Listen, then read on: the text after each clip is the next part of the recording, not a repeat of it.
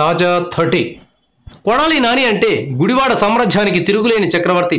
Telugu Desam party పుట్టినిల్లైన ఈ ప్రాంతంలో కొడాలి నాని తన ప్రయాణాన్ని ఎదురు లేకుండా సాగిస్తూ వస్తున్నారు.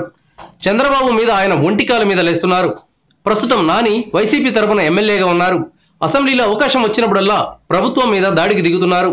ఈ నేపథ్యంలో చంద్రబాబు, లోకేష్లిద్దరూ ఆపరేషన్ కొడాలి నాని పేరుతో ఒక రాజకీయ ప్రణాళికను అమలు చేస్తున్నట్లు సమాచారం. వచ్చే ఎన్నికల్లో ఎలాగైనా నానిని ఓడించాలని వారు కంకణం కట్టుకున్నారు.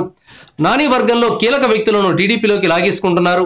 ఈ నేపథ్యంలో గుడివాడలోని 19వ మున్సిపల్ వార్డులో ఉప ఎన్నిక జరిగింది. ఈ ఎలక్షన్లో ఎలాంటి ఫలితం వస్తుందా అని ఆంధ్రప్రదేశ్లో అంతా ఆసక్తిగా ఎదురుచూశారు. కొడాలి నాని కంచుకోటలో టీడీపీ బాగా వేయగలదా లేదా అని పరిశీలకులు ఆసక్తిగా ఎదురుచూశారు. ఈ బై ఎలక్షన్లో అనూహ్యంగా టీడీపీ అభ్యర్థి 149 ఓట్ల మెజారిటీతో గెలుపొందారు. ఒక వార్డులో జరిగే ఎన్నికకు సాధారణంగా అంత ప్రాధాన్యం ఉండదు. కానీ కొడాలి నాని నైతిక స్థైర్యాన్ని దెబ్బతీయడానికి మాత్రం ఈ ఎన్నిక టీడీపీకి ఉపయోగపడుతుంది. 2019లో కొడాలి నానికి గెలుపు చాలా కష్టంతో కూడుకున్న పని అవుతుందని పరిశీలకులు అంచనా వేస్తున్నారు.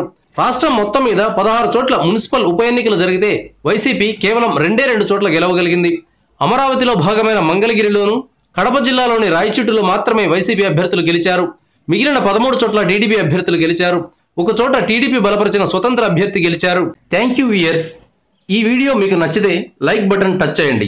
తాజా 30 ఛానల్కు సబ్స్క్రైబ్ చేయండి. మీ మిత్రులకు షేర్ చేయండి.